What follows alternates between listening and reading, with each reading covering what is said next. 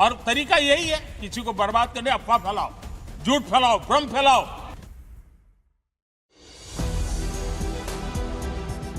नमस्कार, मैं हूं संजय शर्मा। आप देख रहे हैं 4 PM न्यूज नेटवर्क। एक बहुत सुंदर शेर है।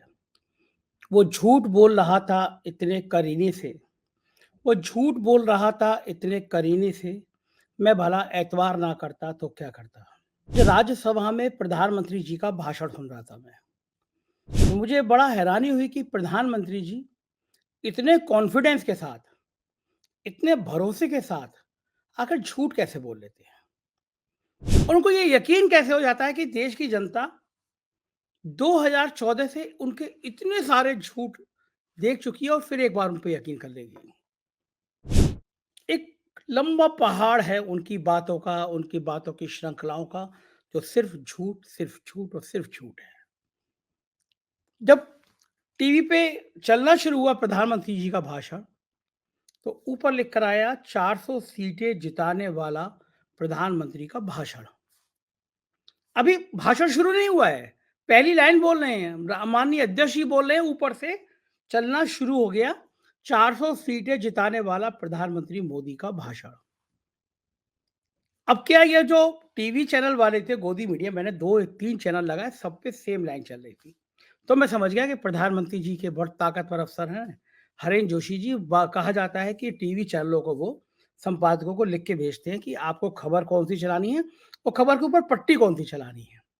तो सेम पट्टी लिख के चली होगी, सब पे चल रही थी प्रधानमंत्री मोदी का 400 सीटें जिताने वाला भाषण।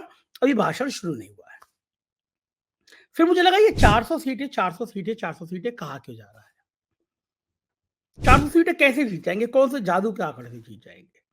जहां 300 सीटें लाने के लाले पड़े हुए हैं, 300 सीटें आ जाएं इसके लिए दिन रात एक कर रहे हैं, जोड़ तोड़ कर रहे हैं, इंडिया गठबंधन के सहयोगियों को तोड़ रहे हैं, वहां भी बात नहीं बन रही है।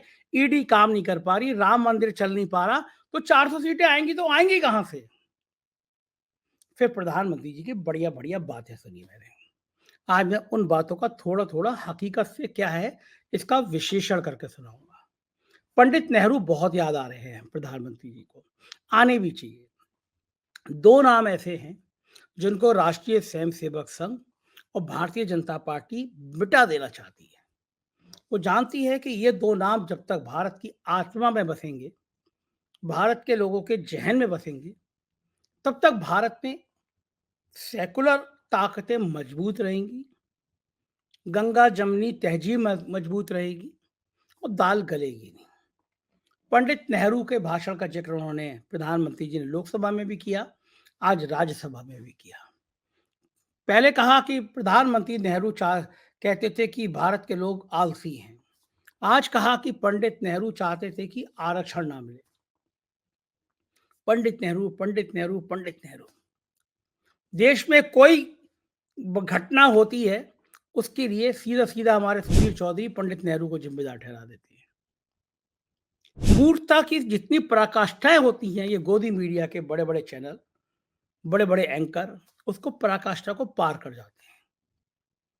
जिस समय पंडित नेहरू ने देश की कमान संभाली, उस समय देश में सुई भी नहीं बनती थी। तो प्रधानमंत्री जी आज माल बेच रहे हैं, वो सारा माल, मैं माल शब्द इसलिए कह रहा हूं, बड़े बड़े घराने, बड़े बड़े इंडस्ट्री, बड़ी बड़े संस्थान वो खड़े किए हैं प्रधानमंत्री नेहरू ने, जिसको बेच बेच के देश का काम चलाया जा रहा है।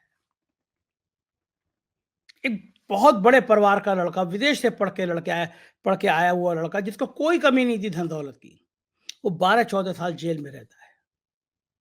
जेल में रह के वो एक नए भारत की कल्पना करता है, लिखता है डिस्कवरी ऑफ इंडिया। उस विचार को लेकर राहुल गांधी निकलते हैं, भारत जोड़ो यात्रा पर निकलते हैं, न्याय यात्रा पर निकलते हैं, कन्याकुमारी से कश्मीर तक निकलते हैं और दोबारा मणिपुर से निकल के और तमाम राज्यों में जा रहे हैं। उस नेहरू के विजन को लेके जा रहे हैं कि नेहरू के देश भारत कौन सा देश था, कौन सी गंगा जमनी तहजीब वाला देश था। और जब साहेब को और भारतीय जनता पार्टी को पता चल रहा है कि इस यात्रा में देश का जनमानस कितनी बुरी तरह से जुड़ रहा है, तो हाथों के तोते उड़ रहे हैं। तो राम मंदिर का जो शो हुआ, जो ब्राड शो हुआ, इसमें सैकड़ों करोड़ रुपए फूके गए। साहब को पूरी भारतीय जनता पार्टी को उम्मीद थी इसके बाद कुछ करने की जरूरत ही नहीं है। राम मंदिर एक इतना बड़ा मुद्दा बन जाएगा, राम मंदिर इतना विशाल मॉडल बन जाएगा कि हमको तो चुनाव आसानी से जीतने को मिल जाएगा। लेकिन वो उत्तर प्रदेश जहां इतना बड़ा आयोजन हुआ, वहां ये मुद्दा हफ्ते भर में फ्लॉप हो गया। कैसे कैसे फ्लॉप हुआ इसको भी मैं आगे से बताऊंगा। हालत ये हो गई कि गोदी मीडिया के पास राम मंदिर के लिए चलाने के लिए खबरें नहीं बची। 48-72 घंटे में समझ में आ गया कि इस बार राम मंदिर वोट नहीं दिलाने वाला। तो साहब की निगाह बिहार पे गई। कर्पूरी ठाकुर जी को भारत रत्न मिला, नीतीश बाबू को तोड़ा गया। सोच लिया गया अब तो हम 40 की 40 सीटें जीतेंगे। लेकिन बिहार में इस तोड़ फोड़ का जो नुकसान हुआ, लोगों ने जिस तरह से रिएक्शन देना शुरू किया, उसकी कल्पना कभी भारतीय जनता पार्टी और साहब ने नहीं की थी। कल अभय द्विवेदी जी मेरे साथ शो में थे, दावा कर रहे थे कि नीतीश की जिंदगी की सबसे बड़ी बेवकूफी साबित होगी। नीतीश को लोकसभा और विधानसभा में वो हाल होगा जो सोच नहीं सकते थे। जितने सर्वे आए हैं पिछले दिनों में, जो शुद्ध गोदी मीडिया के नहीं है, वो भी बता रहे हैं कि तेजस्वी की लोकप्रियता बहुत ज्यादा बढ़ गई। राहुल गांधी की बिहार में एंट्री के बाद सीन बदला और इसने फिर साहब के हाथ के तोते उड़ा दिए। तो ऑपरेशन झारखंड शुरू किया गया, हेमंत सोरेन को टारगेट बनाया गया। लेकिन कहते हैं ना कि जब आपका दिन खराब चल रहे होते हैं तो आप एक के बाद एक गलतियां कर रहे होते हैं, और साहब भी एक के बाद एक गलतियां करते जा रहे हैं। साहब को अंदाजा नहीं था कि हेमंत सोरेन को इस तरह छेड़ने का मतलब पूरे देश में आदिवासी समाज में गुस्सा पैदा होना है। आज साहब भाषण में अपने जिक्र कर रहे थे कि हमने आदिवासियों के लिए स्कूल खोल दिए, उनके जीवन स्तर में यहाँ किया। और फिर साहब ने कहा कि हमने देश के सर्वोच्च पद पर एक महिला आदिवासी को बिठाया। राष्ट्रपति को बता रहे थे, वो महिला आदिवासी को बताया। लेकिन आदिवासी समाज में झारखंड के ऑपरेशन के बाद ये बात गले गले तक बैठ गई कि जिस महिला आदिवासी को राष्ट्रपति के रूप में बिठाया, उसको इतना भी सम्मान नहीं दिया कि जब नई पार्लियामेंट बन रही थी तो उस महिला आदिवासी को बुला लिया जाता। जब राम मंदिर बन रहा था तो उस महिला आदिवासी राष्ट्रपति को बुला लिया जाता। तब सवाल उठा कि क्या आदिवासी समाज की ये नियुक्तियां, ये तैनातियां केवल मुखौटा भर है। साहब आरक्षण की बात कर रहे थे कि नेहरू आरक्षण के लिए नहीं चाहते। ये साहब जो एक एक करके औद्योगिक घराने को समर्पण कर रहे हैं, देश के सरकारी संस्थानों को समर्पण कर रहे हैं, क्या वहां आरक्षण बच रहा है? क्या प्राइवेट सेक्टर में आरक्षण लागू हो पाएगा? और जब सारे सरकारी संस्थान, वो तो रेलवे अगर इतना बड़ा आंदोलन नहीं करता तो एक दो ट्रेनें ही रेलवे को नहीं दी जाती, पूरा पूरा रेलवे प्राइवेट सेक्टर को दे दिया जाता, साहब के दोस्तों को दे दिया जाता। तो क्या वहां आरक्षण बचता? साहब बड़ी बड़ी बातें कर रहे थे। साहब ने ये नहीं कहा कि देश में पहली बार रेलवे में को फायदे में कोई लाया तो उसका नाम लालू प्रसाद यादव था। हार्वर्ड विश्वविद्यालय, देश दुनिया के तमाम बड़े विश्वविद्यालयों ने लालू यादव के ऊपर आके पढ़ाई करी कि घाटे में चल रही रेल को लालू यादव किस तरह फायदे में ले आया। और जो इंसान देश में रेल मंत्रालय को फायदे में ले आया, आज उसके ऊपर 15-20 साल बाद रेल मंत्रालय में नौकरी के बदले जमीन की फाइलें खुलवाई जा रही है। कारण क्योंकि वो भारतीय जनता पार्टी की वॉशिंग मशीन में आने को तैयार नहीं है। वो वैसे नहीं है जैसे महाराष्ट्र में प्रधानमंत्री जी ने भाषण दिया, ये मोदी की गारंटी है, एक भी भ्रष्टाचारी बाहर नहीं बचेगा, जेल में जाएगा, ये मोदी की गारंटी है। वो मोदी की गारंटी थी कि 24 घंटे बाद जिसकी तरफ इशारा था वो महाराष्ट्र का डिप्टी सीएम बन जाता है। एक मुख्यमंत्री जिसके ऊपर भ्रष्टाचार की इतनी कहानियां मुख्यमंत्री बनने से पहले भारतीय जनता पार्टी ने लिखी, कहा कि ये कांग्रेस का सबसे करप्ट नेता है, उसके ऊपर बुकलेट छापी गई, भारतीय जनता पार्टी की वॉशिंग मशीन में आता है और चीफ मिनिस्टर बन जाता है। आरक्षण की बात प्रधानमंत्री जी कह रहे थे, आरक्षण, वो कह रहे थे पिछड़ों के आरक्षण। मैं उत्तर प्रदेश की बात कर रहा हूं, जहां पे आप राम मंदिर बनाने की बात कर रहे हैं, जहां पे आप अधिकार देने की बात कर रहे हैं। प्रधानमंत्री जी एक बार उत्तर प्रदेश के विश्वविद्यालय में जो प्रोफेसर तैनात हुए, एक बार विश्वविद्यालय में जो कुलपति तैनात हुए हैं, एक आंकड़ा सबके सामने रख दीजिए कि इसमें से क्या 2% भी पिछड़ी जाति के हैं। ऊंची जाति के और वो भी खास जाति के प्रोफेसर तैनात कर दिए गए, कुलपति तैनात कर दिए गए। आरक्षण की बातें केवल आपके ख्यालों में है या आपके वोट बैंक में है। जब जाति जनगणना की बात होती है, जब ये होता है कि पिछड़ी जातियों के जनगणना करी जाए, उनके अधिकार दिए जाए, तो आप कहते हैं कि सिर्फ 2 जातियाँ हैं, एक गरीब की और एक अमीर की। लेकिन अब प्रधानमंत्री जी संसद में खड़े होके कह रहे हैं कि कुछ लोग पूछते हैं कि केंद्र में कितने अफसर पिछड़ी जातियों के हैं। उन्हें इतना बड़ा, अपने लिए कह रहे हैं, इतना बड़ा पिछड़ा जाति का नेता दिखाई नहीं देता। प्रधानमंत्री जी, आप इतने बड़े नेता नहीं हैं पिछड़ी जाति के, क्योंकि आप इतनी बड़े पिछड़ी जाति के नेता होते, आपके मन में पिछड़ों का दर्द होता, तो इस समय भारत सरकार में आधे से ज़्यादा पिछड़ी जाति के अफ़सर तैनात होते, जो 5% भी नहीं है। क्या कारण है कि भारत सरकार में राज्यों में दलितों, पिछड़ों के लिए जो नौकरियाँ हैं, वो आधे 50-50% पद खाली पड़े हुए हैं। देश की सर्वोच्च नौकरियों में कोई पिछड़ा और दलित नहीं है। ये है दलित चेतना का विचार। और आप आरक्षण लागू करना चाहते हो तो प्रधानमंत्री जी, मैं एक सुझाव देता हूँ। इस सुझाव को मनवा लीजिए। मेरे जैसा पत्रकार भी आपकी तारीफ करेगा और बाकी समाज में बड़ा अच्छा संदेश जाएगा कि आप वाकई में पिछड़ों के, आप दलितों के उत्थान की बातें करते हैं, उनके सामाजिक सरोकार की बात करते हैं, उनको जोड़ने की बात करते हैं। एक काम कर दीजिए, राष्ट्रीय स्वयंसेवक संघ का संघ प्रमुख किसी दलित को बनवा दीजिए, किसी पिछड़ी जाति के व्यक्ति को बनवा दीजिए। क्या ब्राह्मणों ने कॉपीराइट थोड़ी ना ले रखा है? संघ आपकी आत्मा है, संघ आपको चलाता है, संघ देश की सबसे बड़ी पार्टी को चलाता है। और रज्जू भैया को छोड़ दीजिए तो संघ प्रमुख हमेशा ब्राह्मण बनेगा।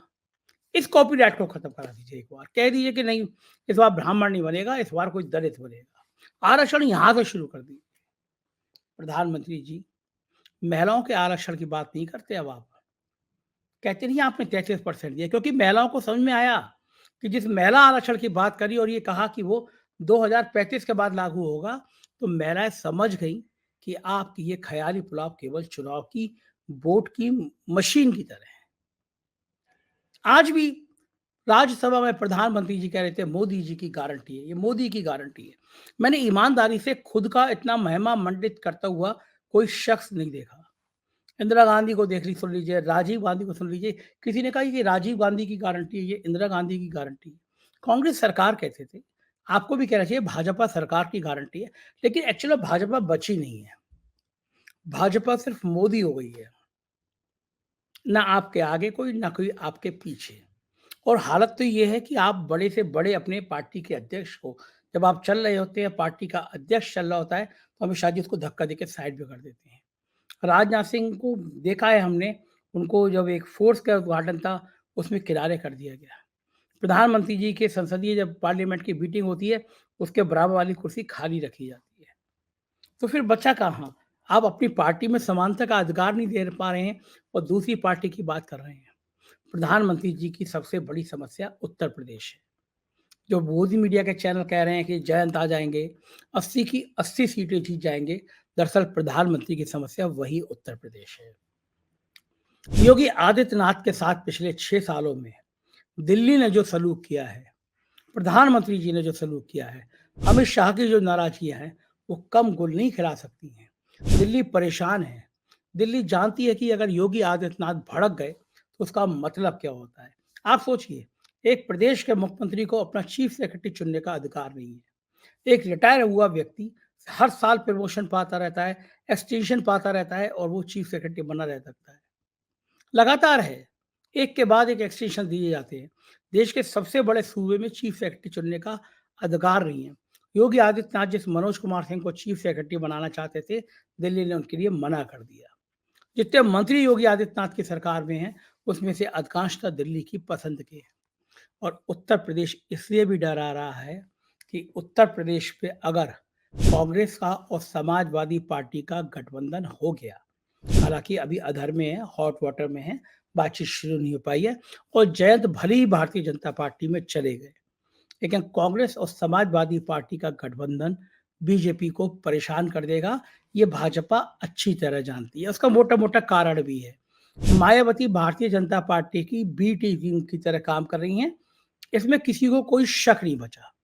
सबको समझ में आ रहा है कि मायावती वही कर रही हैं जो भाजपा चाह रही है, क्योंकि ये बात सब जानते थे कि अगर समाजवादी पार्टी, कांग्रेस और बहुजन समाज पार्टी एक मंच पर आ गई तो भारतीय जनता पार्टी को डबल डिजिट पे भी आना मुश्किल पड़ जाएगा।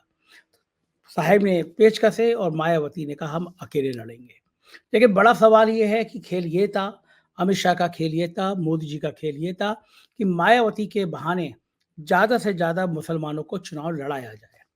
मायावती आगे आए, ओबीसी पीछे रहे, ज्यादा से ज्यादा मुसलमानों को टिकट दिया जाए, मुसलमान वोटों का बंटवारा किया जाए। एक तरफ हिंसा की बातें होती हैं, गिरिराज सिंह जैसे मंत्री हिंसा की बात करते हैं, दूसरी ओर मोदी भाईजान के कैंपेन उत्तर प्रदेश में चलवाए जाते हैं। उसके पीछे कारण यह है कि उत्तर प्रदेश का 20-21% मुस्लिम जो इंटैक्ट है और समाजवादी पार्टी और कांग्रेस का गठबंधन होता है तो ये बिल्कुल तय है कि ये 20 और 21% वोट एक जगह पड़ेगा। और उत्तर प्रदेश में 1-1.5 दर्जन सीटें ऐसी हैं जहाँ मुस्लिम वोट बहुत निर्णायक होता है और इस 1-1.5 दर्जन सीटों ने बीजेपी की नींद उड़ा दी है, क्योंकि जिस तरह से अखिलेश यादव पीडीए यानी पिछड़ा दलित अल्पसंख्यक समीकरण को लेकर राजनीति कर रहे हैं, अगर कांग्रेस भी उसमें जुड़ जाती है, कांग्रेस का 4-5% वोट बढ़ जाता है। कांग्रेस के आने से, महानगरों में कांग्रेस के लड़ने से कुछ ऊंची जातियां भी कांग्रेस के साथ चली जाती हैं, तो भारतीय जनता पार्टी का सारा गणित गड़बड़ा जाएगा। मैं एक छोटा सा उदाहरण आपको देता हूँ। पिछले दिनों में उत्तर प्रदेश में घोसी में उपचुनाव हुए। बड़ा महत्वपूर्ण चुनाव था, सरकार की नाक का सवाल था। दारा सिंह चौहान समाजवादी पार्टी के विधायक थे, पार्टी छोड़कर आए थे। उस चुनाव को जीतने के लिए पूरा दिल्ली ने एक दिन रात एक कर दिया। बताया जाता है कि 20 करोड़ रुपए से ज्यादा एक छोटे से विधानसभा चुनाव में खर्च किया गया। उत्तर प्रदेश सरकार के दोनों डिप्टी सीएम लगातार डेरा डाले रहे। 3,000 से ज्यादा संघ के कार्यकर्ता भेजे गए, कम से कम 100 से ज्यादा विधायक जुटाए गए। लेकिन नतीजा जब निकला तो बीजेपी के पसीने आ गए। समाजवादी पार्टी ने ऊंची जाति के व्यक्ति को टिकट दिया था, ठाकुर को टिकट दिया था। मतदान कम हुआ, मुस्लिम को लोगों को घरों से निकलने नहीं दिया गया। तब भी समाजवादी पार्टी ने ये सीट बीजेपी के प्रत्याशी को लगभग 42,000 वोटों से ज्यादा हरा के जिताई। मैं बात कर रहा था गोरखपुर के एक बड़े नेता से, काजल निषाद को टिकट दिया है। आप सोचिए, गोरखपुर जैसी जगह पे जहां पे मोटा मोटा 3.5-4 लाख निषाद वोट आते हैं और काजल निषाद ने काफी काम किया है। मैं एक सीट को उदाहरण बता रहा हूँ आपको। 3.5-4 लाख वोटों से, निषाद वोटों से पार्टी चुनाव की शुरुआत कर रही है। अगर पिछड़ों और मुसलमानों के वोट जोड़ लें तो ये आंकड़ा 7 लाख के आसपास पहुंचता है। ऐसी कई कई टिकट है जो अखिलेश यादव की पहली सूची में टिकट आए हैं। गोदी मीडिया भरी कह दे कि वो अब तो 80 की 80 सीटें जीतेंगे, लेकिन हकीकत ये है कि राम मंदिर का जो उफान जो सोचा था कि राम मंदिर के बहाने हम चुनाव जीत जाएंगे, वैसे हालात उत्तर प्रदेश में नहीं है। उत्तर प्रदेश का चुनाव फंसा हुआ है, उत्तर प्रदेश का चुनाव उलझा हुआ है और साहब को ये लग रहा है कि देश का कोई भी राज्य ऐसा नहीं है जहाँ पे उनकी सीटें बढ़ रही हों। बंगाल में बेतहाशा कम हो रही हैं, कर्नाटक में सीटें कम हो रही हैं, मध्य प्रदेश और राजस्थान में एक सीट छोड़कर सारी सीटें उनकी थी। झारखंड में जो प्रयोग हुआ है वो बहुत नुकसान पहुंचा रहा है। तो इसलिए बड़ी-बड़ी बातें अपनी अलग, साहब की स्ट्रेटेजी ये है कि जितने ज़्यादा विपक्ष के नेताओं को तोड़ सको उतना तोड़ लो। चयन से बातचीत की चर्चा चल रही है, पुष्टि नहीं हुई है। अगला टारगेट समाजवादी पार्टी के कुछ बड़े नेता हैं। समाजवादी पार्टी के कुछ बड़े नेताओं से संपर्क किया जा रहा है, उनको अपनी तरफ लाने की कोशिश की जा रही है। मेरा बड़ा सवाल ये है कि जब आपको पता है कि आप 400 प्लस आ रहे हो, गोदी मीडिया के चैनल दिन भर कह रहे हैं 400 प्लस पार आ रहे हो, तो ज़रूरत क्या है? क्या ज़रूरत है कि फिर आप तोड़-फोड़ करो? आप तो आ ही रहे हो 400 पार, हिम्मत है तो आप बिना विपक्ष को तोड़ के लड़ लो ना चुनाव। ये डर बताता है, ये खौफ बताता है कि कहीं समझ आ रहा है भारतीय जनता पार्टी को कि आसान नहीं है। और ये बात तय है कि अगर उत्तर प्रदेश में सीटें भारतीय जनता पार्टी की 10 भी कम हो गई तो दिल्ली का सिंहासन दूर हो जाएगा, क्योंकि हर राज्य से भाजपा को नुकसान हो रहा है। उस साहब को ये भी पता है कि अगर सीटें 230 और 240 तक भी पहुंच गई तो उनका प्रधानमंत्री बनना असंभव है, क्योंकि भारतीय जनता पार्टी में अमित शाह जी के अलावा उनको कोई पसंद नहीं करता है। ये बात अलग है कि लोग उनसे डरते हैं, उनके सामने बोलने की हिम्मत नहीं करते हैं। तो डिक्टेटरशिप जो तानाशाही वाला उनका चेहरा है, वो खौफ पैदा करता है। लेकिन इसी खौफ का दूसरा परिणाम ये होता है कि लोग इंतज़ार कर रहे होते हैं। हमने इतिहास के पन्नों में पढ़ा है जब कोई तानाशाह डूब रहा होता है, कमज़ोर हो रहा होता है, तो फिर उसके ऊपर हमले भी उतने तेज़ हो जाते हैं। नेपोलियन से लेकर हिटलर तक की तमाम इतिहास की कहानियाँ हमको बताती हैं कि तानाशाहों का अंत आखिर में बहुत बुरा होता है। 2 महीने बचे हैं चुनाव की चौसर बिछी रहेगी। चुनाव में तरह-तरह की जंग लड़ी जाएगी। हम हर जंग का खुलासा करेंगे। हमें पता है कि आने वाले 2 महीने हमारे लिए भी परेशानी भरे हैं। इनडायरेक्ट धमकियाँ शुरू हो चुकी हैं, लेकिन हम अपने सच का निर्वहन करते रहेंगे। जो भी होगा वो आपको ज़रूर बताते रहेंगे। आपसे रिक्वेस्ट है, चैनल को जॉइन कीजिएगा, सब्सक्राइब करिएगा, देखते रहिएगा 4 पीएम न्यूज़ नेटवर्क। हमारे राज्यों के चैनल हैं 4 PM UP, Bihar, Gujarat, Maharashtra, Rajasthan, Karnataka, Madhya Pradesh, 4 PM Bollywood, उन्हें भी सब्सक्राइब करिएगा। शुक्रिया, थैंक यू।